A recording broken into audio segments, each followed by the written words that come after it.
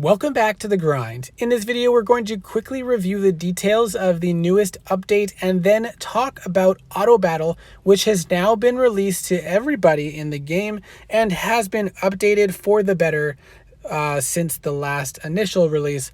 And so we're going to go in and look at some examples of Auto Battle and talk a little bit more about it. So first, we're going to take a quick look here. Looks like they're planning to do a live stream for Wave 2 content this Thursday from 1 to 2 Pacific time on Twitch. So if you want to be there for that, keep that in mind. So some of the general updates: Auto Battle now runs, and they have added that you can destroy monuments with it now and some other destructibles, which is a very nice feature because that means that you can not only use it to run invader base, but you can also get chests while using it without having to pay attention, which is very awesome in my opinion. It will help a lot of people with chest farming. If you do or don't do that, you might want to consider doing it with Auto Battle now while you're, say, doing the dishes or whatever else you might be doing, if you are interested in that. So they are working on getting rid of some bugs with Android. Unfortunately, there's a lot of issues with that, and they've added tower levels 108 to 110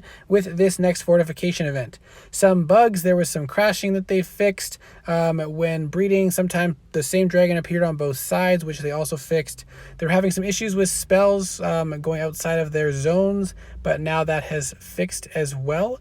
And then user interface. One that I appreciate with dungeons: previously the healing dragons were all over the place. Now they're just going to sort from tier and power in the roster and not shuffled to the back of the menu. They've added some full new screen backgrounds to unbonded dragons, which is cool, and made sure to notify you when Elite ends, so that's nice. You don't end up realizing later that you've been without Elite for a while if you didn't want that.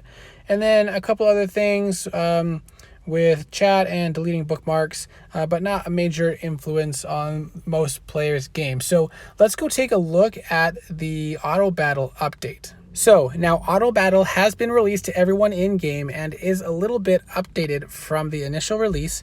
They want to make the player experience better and improve quality of life, which I am all for. So how it works is the AI will take over the battle for you. Not only frees up your thumbs, but lets you try a different approach to flying your dragons. If you get bored of that, you can control it yourself at any time.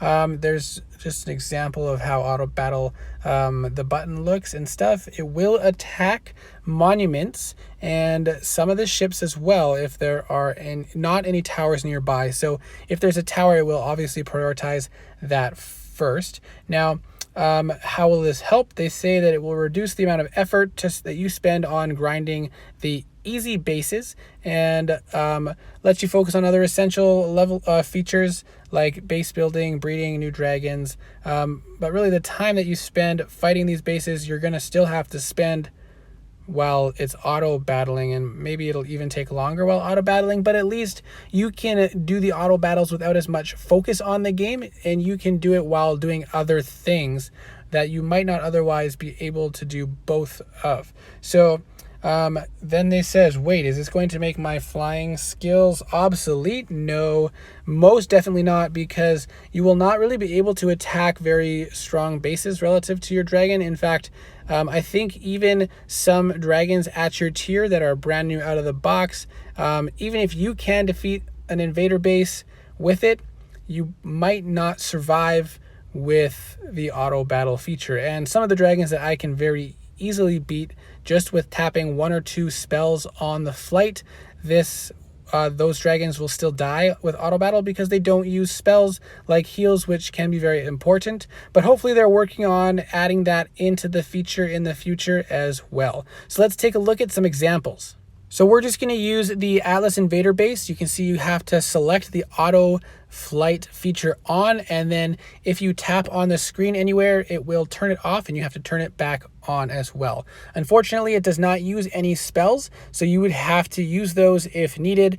And one of the best feature changes with this most recent update is that the dragons attack faster, which is most noticeable for hunters because the hunters attacked very slow. And I really like that it attacks monuments now because you don't have to worry about missing out on chests while you're running these bases if you're using this auto battle feature. And with the increased attack speed, you will end up taking less damage overall, so your hunters will have an easier time going through the bases with this auto flight feature.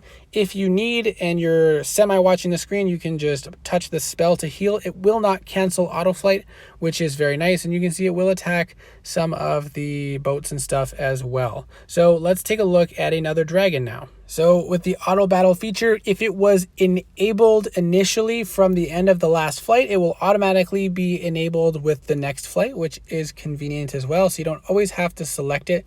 You just have to queue up the next battle. And I really like that the dragons, and I've said it already, but attack the monuments and stuff. I really hope to get a chest drop out of these because I hadn't seen one from the last flight, and usually I get at least one. But you'll see that if I continue flying with this dragon too much, I will lose a fair amount of health. But if I just activate this spell once or twice on the flight, it really only needs it once, this spell will heal up on tower destruction, and that makes the flight go a lot smoother. And so let's just swap out and try a warrior, so we can take a look at that as well. The warriors just have a constant breath stream. I think it engages quicker than it used to as well, which is definitely very nice because it seemed like it would attack, and when the buildings died, it would stop attacking for, I don't know, like half a second or so, and it felt really long. But it seems like that delay between that destroying a tower and attacking a new tower is much shorter, and that is a very great improvement as well. So I'm very glad that everybody has access to this now, and I hope that they continue to make adjustments and changes to this to open it up more possibilities, that we can use spells, or that the dragons will automatically use spells to allow us to defeat a little bit stronger bases. But obviously it's not going to be anywhere near viable to use against defended bases or at tier bases because it won't be able to coordinate spell use nearly as much as you can if you're flying it by yourself. The other thing I would like to see is that we can use this feature during PvP events against PvE bases, which would make grinding out the easy runs so much easier.